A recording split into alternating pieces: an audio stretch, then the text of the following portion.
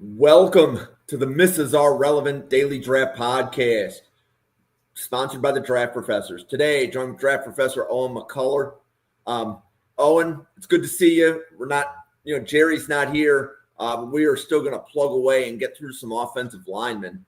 What did you think about the group that we are going to discuss today? Yeah, I mean, Jim, long time no see.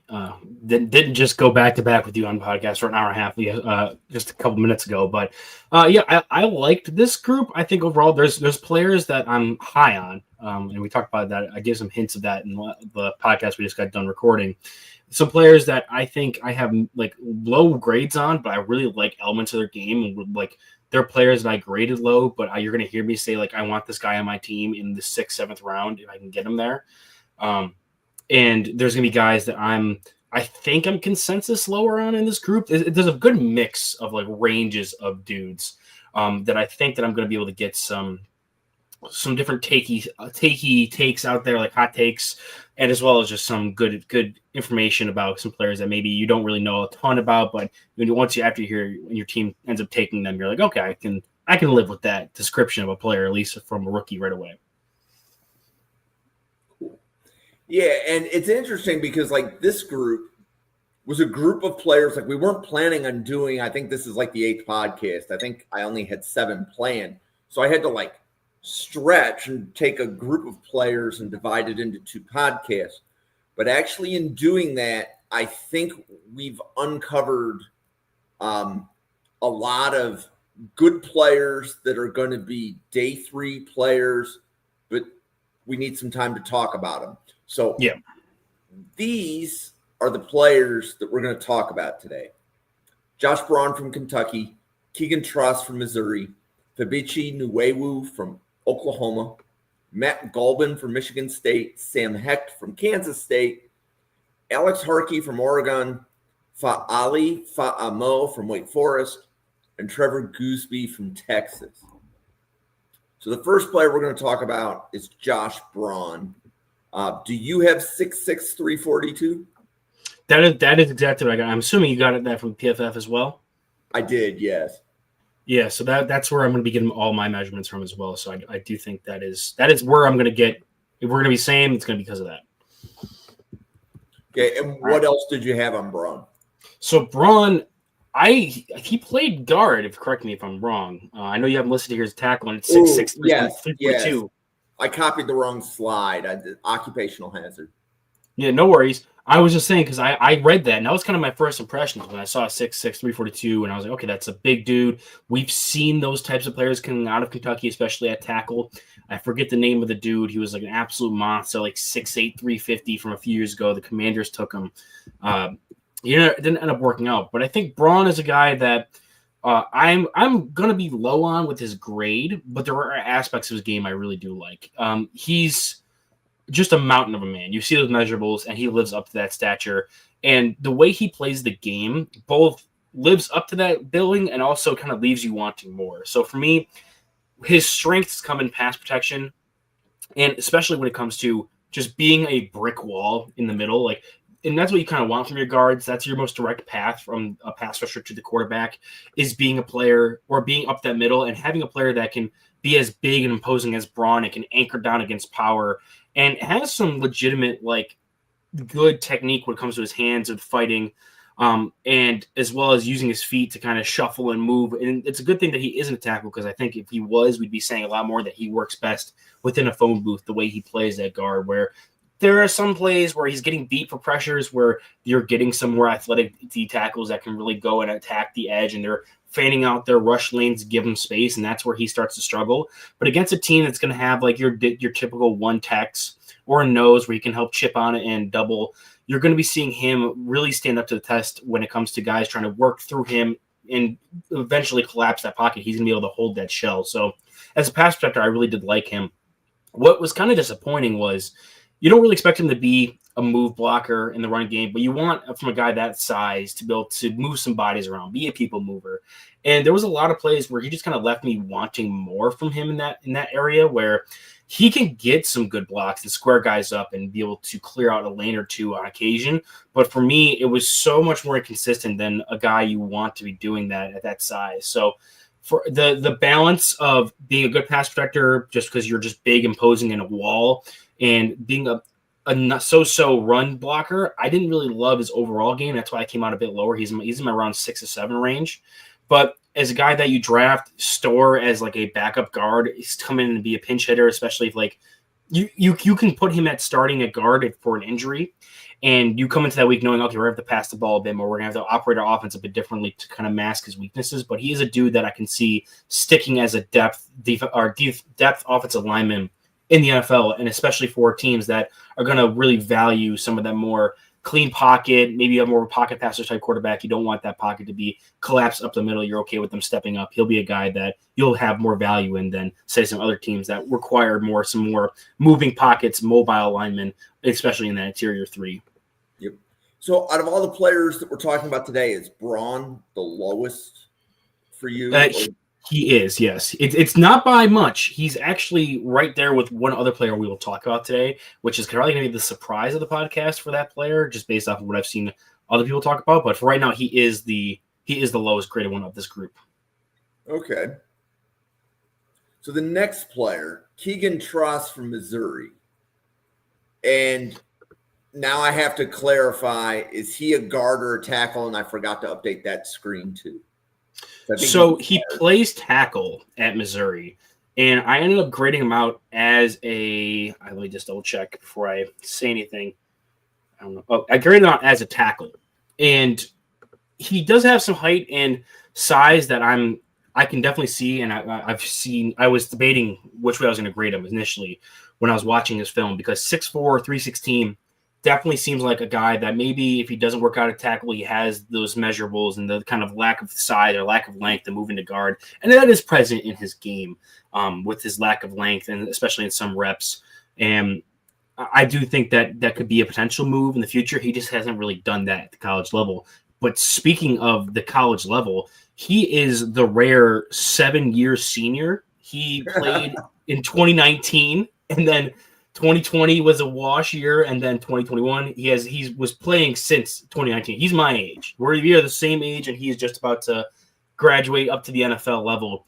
And that was really the thing that held me back a lot when it came to his grade, because other than that, like, he shows what staying in school longer does for you. Now, he's to the large, like, super extent being a 7-year player. But he's a guy that is technically refined in his hands and his feet, able to square up, mirror match, defend against pass rush moves, using his hands to knock away blockers, has those feet that he's never going to be out of control or away from where guys are going to want to take their rush lanes. So he's really polished, and he's not super fluid when it comes to like his footwork and sliding, but he is solid enough that he can mirror match, especially when you're going against guys from tighter alignments. Other than that, I do think he has some good power in his game, and he's got some nasty, and to be able to like finish plays off. And he does have some movement to reach and get some, leverage on outside zone. But it's not like he's not a super great athlete. He's like a good, not elite type player. And speed will give him issue when he's trying to get depth. Like there's going to be some issues there, but for the most part, he is just this really technically sound, kind of like pretty good athlete, a tackle-worthy athlete at the NFL level. And like I said, power is there too, so he has all those elements. The only thing that's really holding me back is the fact that he is so old, and I had to drop his grade because of that. I found ways to kind of start sinking that in. That was kind of a blind spot for me in the past, where I wasn't really valuing that as much. But I think talking and doing this podcast with Jerry has really taught me that when you get guys that are that long in school and you're talking about their upside, there's not much more you're really going to get from his game. The fact that he's so polished is kind of an example to that, where if you draft Trost, I think he has starter caliber traits right away out of college. It's just going to be so much. You find other holes in his game? It's like, normally with players, you'd be like, okay, he can grow into this or he can grow into that. And Trost, that's not really the case. What you see is what you're going to get when you draft him. So I think if he was 3 years younger, even just like a 4-year senior, I'd be significantly higher than I am on him. But even then, I still have a low day 2 grade on Trost just because he is so technically refined. I loved his tape that much. Wow. Okay. Loved hearing that. And are you saying Trost as a tackle at the NFL level? I think if you want to maximize, like I said, with a lot of stuff where he's maximized when it comes to his technique and a lot of things you can see at tackle. What you're drafting is what you're seeing on film at tackle there at Missouri. If he moved into guard, I wouldn't hate that idea, and I think you could maybe untap or get some more of that untapped upside because he is changing position and you can find some more things there he hasn't really put on tape so far. But I'd be comfortable having him fail inside and start out at offensive tackle. He does lack the length, and I do think he will struggle there consistently against like some higher end edge rushers. But if anything, he's going to find a spot either as a like lower end starter or as like a really top tier backup type player. Okay. And then I know from chatting with you on the other podcast, this is a player you like, Febechi Nuewu from Oklahoma. I had 6'4", 326 off of PFF. Is that what you had? That is exactly what I have. And for me, Oklahoma offensive linemen kind of always scare me off. I've never been the biggest fan of them. I've been relatively lower on them in the past. They had that tackle, I think it was Guyton was Oklahoma from a year or two ago. I was relatively lower on him. There were a couple other guys in years past, since Creed Humphrey, I haven't found an offensive lineman from Oklahoma that I've really, really genuinely liked. And at first, I thought Nuewu was going to be like that because he seemed to be this stonewall pass protector where another guy shows really good mirror match with his hands and his feet, good technically, able to square guys up, have a good anchor. That 326 shows up in his ability to anchor down and not allow power through his chest. And all of his games that I watched against top-tier talent, like I watched him against, I'll pull it up real quick, Texas, Alabama, and I believe there was one other game there that I didn't write down. But against teams that have genuine NFL talent that we've covered on the Wednesday podcast with their interior defensive line, and he's holding up against all these guys in pass pro. He rarely ever got beaten by defenders. I think PFF has a stat called BD, beaten by defender, for offensive linemen, and you can sort that and watch the film where PFF has deemed that he has been beaten by a guy, and he has 4 of those reps across the entire season at Oklahoma, which I can attest to. That's probably all the times he's gotten genuinely beat by a pass rusher in true pass sets. And one of those, I believe it was Auburn with Keldrick Falk, and another was when he played center against LSU, where he came in for like one game, had to snap the ball, didn't really look as comfortable there as he did at guard. But for a guy that moves really well, great athlete, especially for 326, being able to get out in space, I was worried when I saw I didn't really love him as a people mover. And that's kind of been my criticism of Oklahoma offensive linemen in the past, is they're kind of these undersized, fluid guys, but when it comes to pass pro or run blocking, they don't really have that power element to their game. But he does enough to be a neutralizer in the run game, and he's able to anchor down and also excels when it comes to outside zone stuff. So I think if you're running a very specific offense where you're running a lot more zone blocking and then just sprinkling in the more power elements, you could grab him and have a day one, pass blocking starter at interior offensive line. And depending on the scheme you have, I think you could plug him in day one and play him right away and just live with some of the warts you get from that run blocking. So I would be curious if the rep where he got beat against LSU was Bernard Gooden. I'd have to double check. So that was a defensive tackle. I don't think you and Newt got him because he tended to grade low. But if you like Santana Hopper, I think Bernard Gooden is a SEC version of that, of Santana Hopper. Right. They have similar size profiles. I'm curious if that was the LSU lineman that beat him. I have the rep in front of me right now. Yep. It was a linebacker. What the play was, he got moved to center against LSU, and he had a nose tackle lined up head up on him. And the nose tackle crashed left, and he struggled to pick up the delayed blitzer on the right. Now, it didn't end up in like a sack or anything. His right guard was able to come over and pick up the backer, but it was just kind of a late pickup. And that was kind of what I saw throughout the rest of that LSU game was while he was at center, he just didn't seem very comfortable with some of the ID of who was coming where, kind of the IQ part of the center position, which playing it for the first time in your career at the college level, I think not surprised by it. But that was the one rep he got beat, according to PFF, on that game. Okay. So, and is your grade on Nuewu early day 2 or just day 2? He's in the round 3. He's in that same grouping with me. I can double check. I have the names around him, but I want to make sure I have. So the you exact right around where you have Mo and right around where you have Rutledge, right? Yeah, he's with Rutledge, Emmanuel Pregnon, and J.C. Davis are the ones that are close to him in grading wise. Okay. So I did not realize you had a third round grade in J.C. Davis. So yeah, I definitely liked him. I definitely got to do some more revisiting. Okay. Okay, so another player that we were talking about in the last podcast that I don't think a lot of people are talking about, the Michigan State center, Matt Gulbin. What do you have on Matt Gulbin? Yeah, so Gulbin is a guy that I can definitely see why he's not getting as much conversation. Just the Michigan State team in general struggled this year, and you can tell that a lot of the guys on that offensive line weren't really up to par with what Gulbin was doing. But if you're looking for a center that's kind of, I think he's middling or kind of average as an athlete overall, but he's doing that while also being kind of an all-around type player where he's a fine athlete and can do some plays where you see him get free releases to the second level or get out in space for screens. And you're like, okay, he can do that on occasion. I think some better, more highly athletic linebackers, like if he tried to do it to Arvell Reese or some of these other guys that we've covered, he's not going to be able to dominate those level of players that he does some of these other guys in these games that I've watched him do that in. But it's a skill set that's in there that on occasion he can execute. But he also has the power, he has the nasty, he has the meanness, where he's gonna be a genuine people mover, move guys out of the spot, even though he's only 312 instead of like the 326 we saw with Nuewu. He's got that edge to his game that really translates some of that power and that muscle he has. And he also is just a smart player. So like in pass protection, he's able to anchor down, take dudes on one-on-one.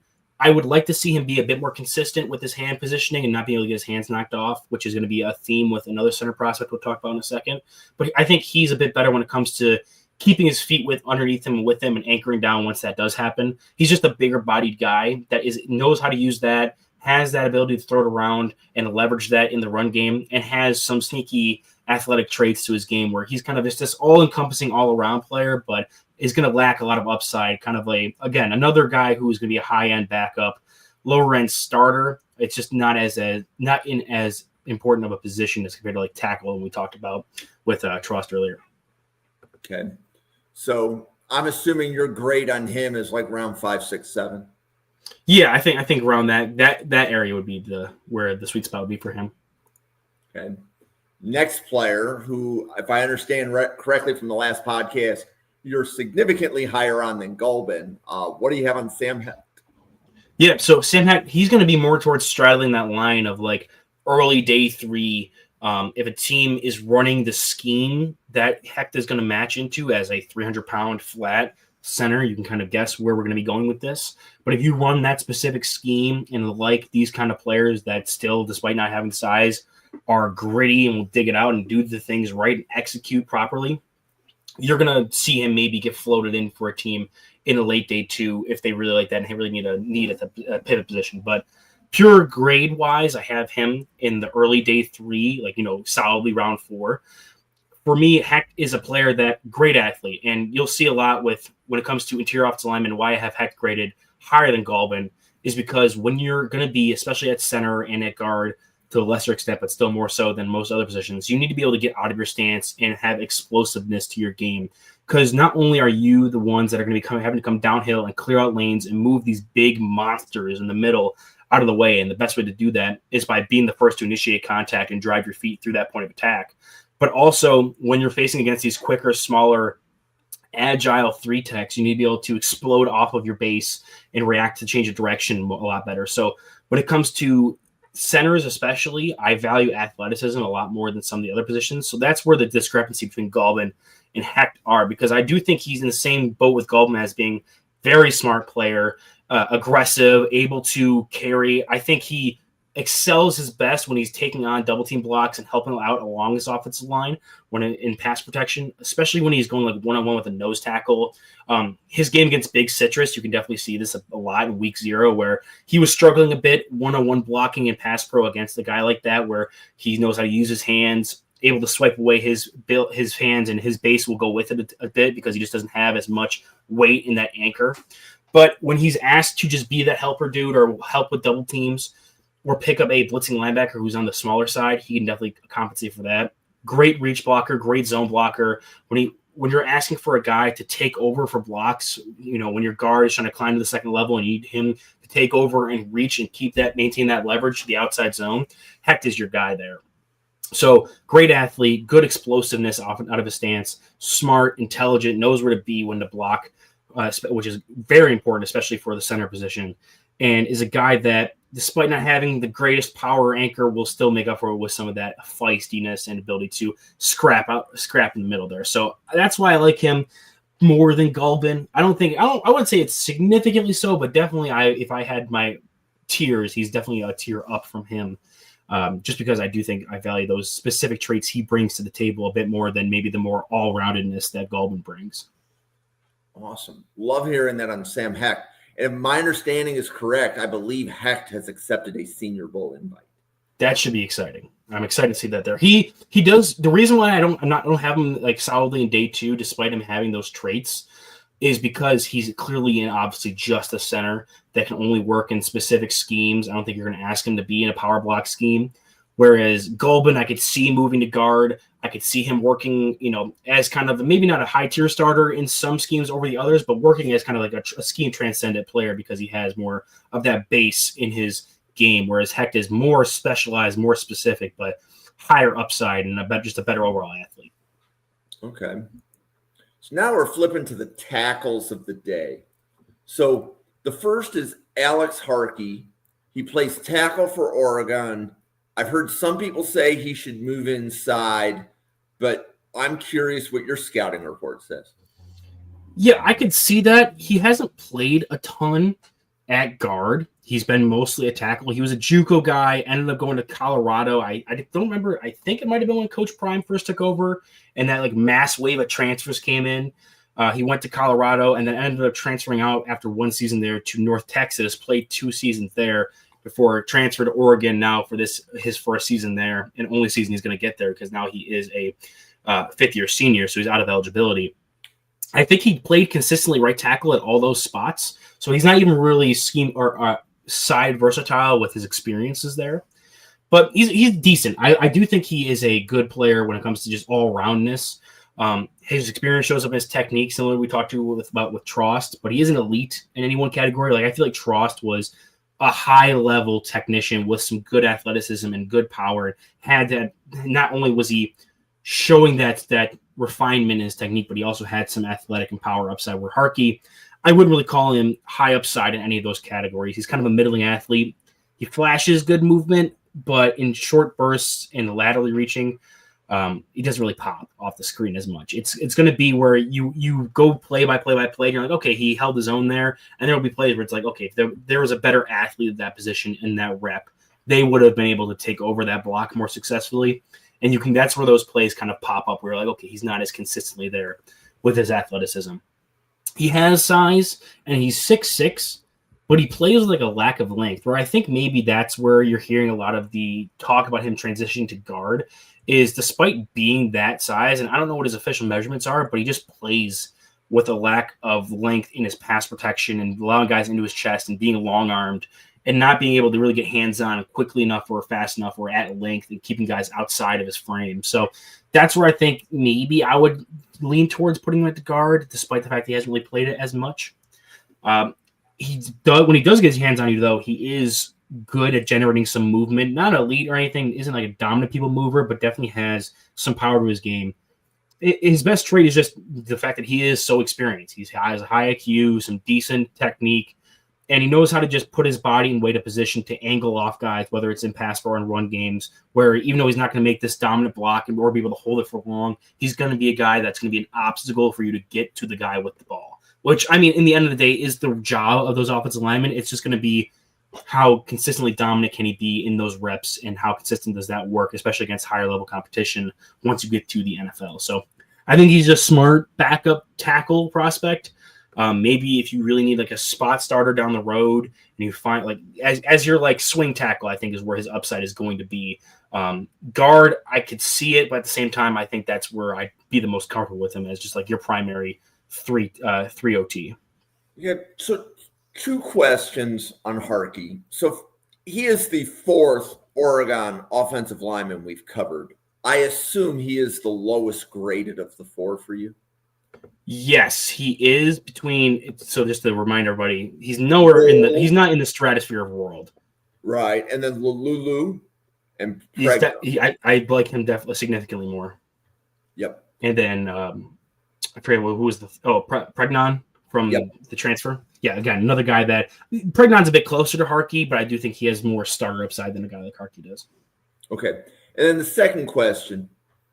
So Oregon is doing a really good job of, let's say, rebuilding its offensive line from one year to the next. If memory serves me correctly, Oregon had 2 offensive tackles drafted last year too. They did, yeah. So when it comes to evaluating and you see a player like Harkey who's only been in Oregon system for a year, was he being used the same way when he was at other schools, or is it a harder evaluation because he's only been there a year? I think what you're seeing is he's being used correctly, and I feel like they're using it to his strength. So you talk about how the fact that Oregon lost those 2 tackles to the draft, and you can see that now with Harkey being a guy transferred from Texas State, and Isaiah World, who is the first-round talent on this offensive line, being a transfer from Nevada. So they grabbed 2 transfer dudes to replace those guys, and these are both going to be draftable players. So they're going to lose another 2 guys to the draft. I mean, they're going to be out of eligibility anyway. It may just be that they're trying to give their developmental guys some more time, and that may be where you start to see what they truly want out of these prospects. Because World and Harkey are 2 very different players. Like, they have the size and they have the ability to move. World exponentially more so than maybe Harkey is. But for what they both do and how they operate in that offense, you can see that they were targeted for a specific reason because Oregon liked that skill set. So I think they went and grabbed a guy like Harkey after watching him at Texas State and a little bit at Colorado to utilize him where he was best there and kind of optimize that by putting him on a team that has other good talent around him. So he's been this type of player, and I think even if I watched him in the summer with just Texas State film, I would tell you I'd probably be a little bit lower, but he has the opportunity to grow a bit more because he's going to another top tier school, and he's kind of fulfilled that to this point, which is a little bit of speculation because I didn't watch him this summer, but he just gives off that feeling having watched his Texas State film retroactively and on top of his Oregon film. Okay. So another offensive tackle, Fa'ali Fa'amo from Wake Forest. I hope I did that name justice. He's a tackle at Wake Forest. I've heard a lot of people say he should be a guard. But what do you think? So this is going to be the controversial opinion, I believe, in this podcast, because I am not his biggest fan. He is relatively low in my grading scale, and that's with him being at a guard as well. I think watching him at tackle in Wake Forest, you can just see, and there's guys you can watch, and you see 5 reps, and you're like, okay, that dude needs to be inside. The fact his feet are just really slow, especially when he initiates contact, but you see it even more, especially when it gets to him playing in space against edge rushers and trying to mirror and match in that more wide open range where edges have the opportunity to go outside or inside with even more space than you do on the interior. And he doesn't really throw his weight around as much as you'd like as an outside guy, despite being 317 and you're projecting him inside.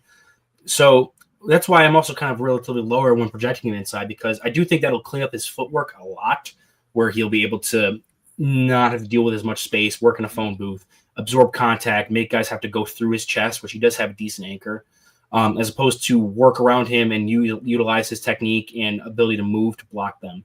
However, I don't really love his athletic profile when it comes to explosiveness.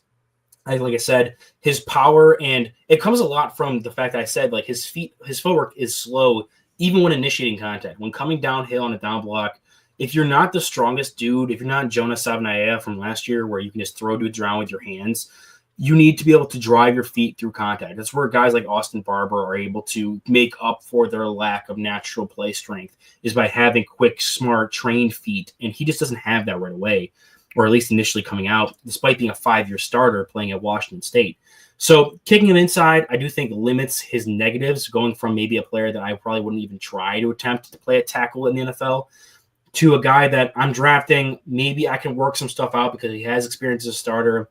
His technique is fine, especially in his hands.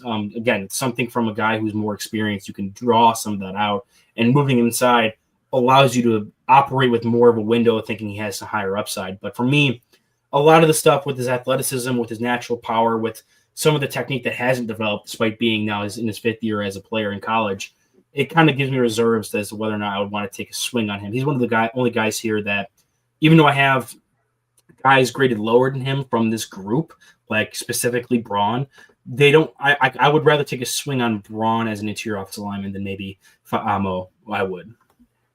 It's interesting, and I found it interesting too that you brought up Sabanea, because I was going to actually ask you if you had to compare Fa'amo to Sabanea, what do they have in common as players or prospects? Yeah, I feel like Sabanea moved. He's inside. He's playing guard for the Miami Dolphins. That's what a lot of people projected. I felt like he was quick enough and had a decent enough length when he was in playing length specifically to maybe survive as a tackle, but I could definitely understand why people had him as an interior offensive lineman. But he fell in the same category where it's like when he's trying to do true depth pass sets against speed rushers, that's where he struggled. And it's the same thing with Fa'amo, where guys that can win with speed are going to attack your outside shoulder, even if they aren't the quickest or bendiest dudes, but can still threaten that and then work some moves off of that. He's already behind the 8-ball when they're trying to attack that outside shoulder. So you really have the entire world open up to you when you do that to him. And despite that, he also doesn't really have, like I said, the strength or power index that Sabanea had, because Sabanea was just a natural dude that could throw guys around. And you're like, okay, if he went inside, I can trust that power, that natural strength to translate there. Whereas Fa'amo will need to develop a bit more technique with his feet for that to really be something that translates. So I wouldn't really be as willing to bet on him succeeding on the interior as I was so certain that Sabanea would eventually become a starter at guard in the NFL for the Dolphins. Okay. I appreciate that. Okay. Now the star of the day, Trevor Goosby of Texas. And I'm going to ask you, is Goosby the best tackle you have watched in the last 6 months? I don't think so. He was the guy, he obviously clearly the highest graded player of this group. I know Newt Weston shot me a text asking what my top 10s were for both offensive tackles and interior offensive line because he wants to start building his board to watch. And I sent him the list before I added in the guys I watched for tonight's podcast. And then I immediately was like, oh, by the way, you got to add in Goosby. He's a locked in first round grade. And when adding the position multiplier, he's a blue chip top 10 player. For me right now, though, his tape puts him behind guys like Caleb Lomu, Maui Noah, and Fano. So he's my tackle 4, which is impressive for a guy that had like 300 snaps last year, and that was the first time he got any kind of significant action. And then this year, you can see that, especially early on, like the Ohio State game, his hands were a bit of a mess. You could see the clear and obvious athleticism popping off the screen, the power, the ability to be like just this stud tackle prospect. But it's kind of behind this blur of rawness and inability to really reset his hands, set his feet, bending a bit at the waist. Like there's some stuff that veteran players are not going to be doing. Whereas even towards the end of the season, I think it was the Texas A&M game, the conference championship game they just played, he looked like a totally different player, like an absolute, like the stud of studs that you thought he could be. And there are still plays in there where you're like, okay, I can see the inexperience coming through, especially with like some play ID, blitz recognition, stuff like that, that's going to come to him as he develops more as a starter and gets more reps under his belt. But you're starting to see that elite, like blue chip talent emerge by the time you get to the Texas A&M game. So for me, he is, I'm going to make a comparison to a defensive lineman we talked about in the podcast before we hopped on here. Because they're in similar circumstances when it comes to their positions being a bit more stacked at the top, and they could go back. And if Goosby goes back, he'll be tackle 1 next year. I have no doubt about it. Similar to like a Helt from Clemson, a guy that high upside younger player. If he went, he's a good enough player to be a second round pick. Helt is, but if he went back, he'd be like towards the top of the edge class next year compared to where he is now. Gooseby is tackle 4 right now. Comes out, I think he should be a top 10 pick. But you go back for 1 more year, and then you come out next year, and maybe a non-quarterback needy team is at 1. You're the first overall pick. I have no doubt about it. Okay. So loved hearing that on Gooseby. And then that completed the offensive lineman. So if memory serves me correctly, we've done, I think, 7 podcasts of 8 players. So like your offensive line board is about 56 deep. Plus or minus some of the guys. I missed a podcast last week with Jerry, so I didn't get those guys done in time to really have solidified firm grades on them. Or I do, but I like to have them kind of wrapped up. These guys, I feel a bit more confident in what I was talking about because I kind of knew I was going to miss the podcast a little earlier on in the day. So those guys I still have to add. And as well, there are some other dudes on here that I have watched from the summer scouting process that I do need to go back and check to see if they're going to come out or if they're worthy of being on the full-on big board. But just counting up the numbers between the 19 tackles I have listed here and the 32 interior offensive linemen, that's 52 players right there. So that's how many we've covered so far from just these 7 weeks. Okay, so now I'm curious. Who do you have a summer scouting grade on that we have not podcasted? Just going back and checking. Colin Sadler from Clemson. I had a lower day 3 grade on him. He was a 4-year sophomore. I think because he had injury, redshirt, and a COVID year. Okay. I liked his ability to be like kind of a power blocker, and we haven't covered him specifically. I think it's because that Clemson didn't really do well this year, but he's a guy that I'm interested to go back and double check on, see if I'm even higher on him because I felt like he had some upside there. Who else? Ryan Linthicum, I believe is how his name is pronounced, from another guy from Clemson. These were guys that we covered in that first summer scouting podcast from Clemson. I think he's their center. Harris Sewell, another Clemson guy, I believe, the other guard, and he's the guy I've graded highest of the 3 of those. He was a 3-year junior, and he was a guy I'm especially excited to go back and check out to see how he ended up doing because he was the guy that I saw a ton of upside for, especially as like a man power block type player. And I think that's it for the interior offensive lineman we've covered. Yeah, definitely none of these guys that are higher up. And when switching over to tackles, Emil Wagner from Notre Dame and Blake Miller from Clemson are the only 2 players on the tackle list that I still haven't gotten updated film on from the summer scouting. And I think Blake Miller was last week, which you missed. Yeah. Right. And then Wagner, I was told is a return to school. So that's why we didn't podcast on him. So that was just me checking. It's the process by which we, as draft professors, choose the players we podcast on. I'm just going to say needs improvement in communication because, right, I PR the podcast and stuff. So can't just decide today who we're doing next week. There has to be a runway. Yeah, exactly. Yeah. But I was thrilled to see how high the grades were on a lot of these guys because I didn't think we were going to get as many day 2 grades today as we did. So I mean, I'm definitely higher. I think I'm definitely gonna be higher on Trost because even though I factored in the age into some of the grading mechanics I used, it still didn't drop him nearly that far. So I'm sure there'll be some people that are like, he's off my board, he's a 7-year player, or he's a round 6-7 guy because he's a player that's that old, and that's just not something that's as significant with me. Like we've seen that already with the Wednesday podcast. I'm pretty high on Mesidor.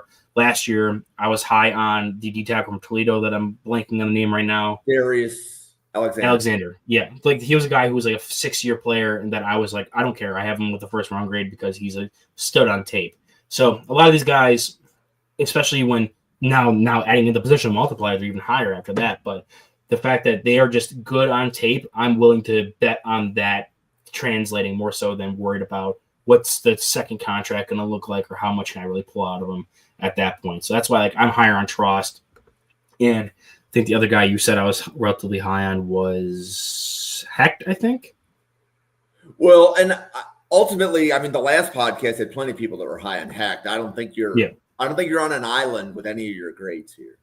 Gotcha. Yeah, I'm curious to see what other people think of Truss, because that was, again, like the Mesidor thing kind of surprised me when I came into the podcast. Newt said he was with me on the Mesidor thing, and I'm like, oh, cool, awesome. That just solidifies how I felt. And then we kind of created a civil war in the draft professor group chats because people were like, you can't take a dude who had 2 ankle injuries and is a 6th-year player at edge. And I'm like, but his tape is so good, though. Like, he's a great player at edge. Well, and again, so I think this is the part of the draft that I find to be the most fun and why I love covering it, is because nobody's evaluation is wrong, right? Like it's you have your evaluation, somebody has theirs, and then the question is, when you're looking at your board in round 3 and round 4, if you don't like the board on, maybe you go with Mesidor. Otherwise, he'll be like an early day 3 pick because, hey, if you can rent a day 3 player for 4 seasons and get some use out of them, that's a good use of a day 3 pick, whether it's round 4 or round 7. So, like a player like Mesidor, he should be drafted. 100%, yeah. Even if he's not going to be as drafted as I have him graded, he's going to get drafted, and he's going to have a good few years there where people are going to be like, how did he fall to the 5th round like Braden Swinson did? And it's like, well, it's because there's this way or whatever.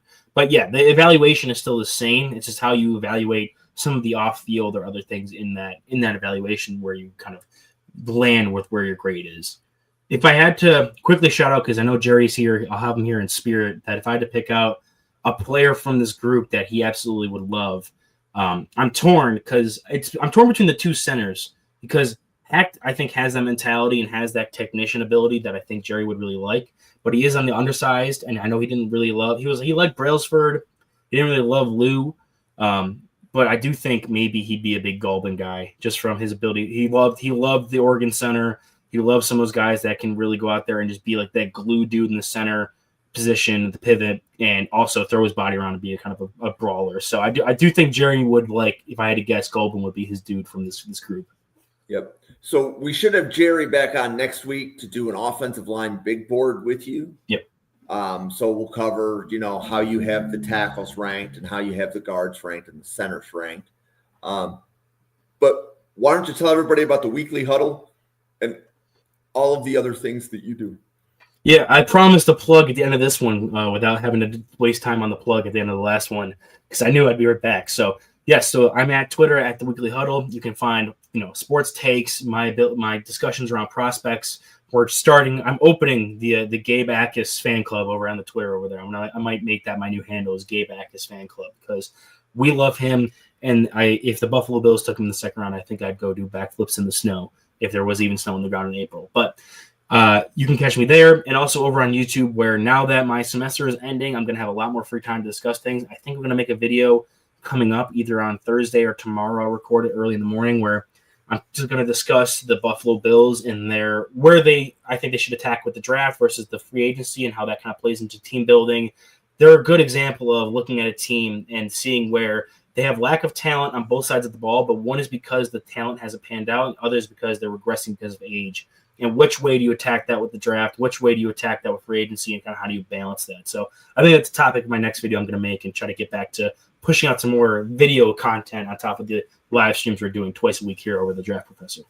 Well, definitely tag me when you do that on the Buffalo Bills, because ironically, this Tuesday night time slot in January is going to be a Buffalo Bills Draft Professor podcast.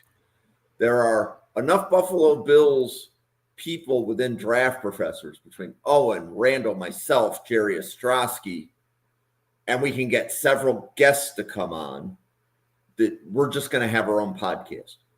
Yeah. Right.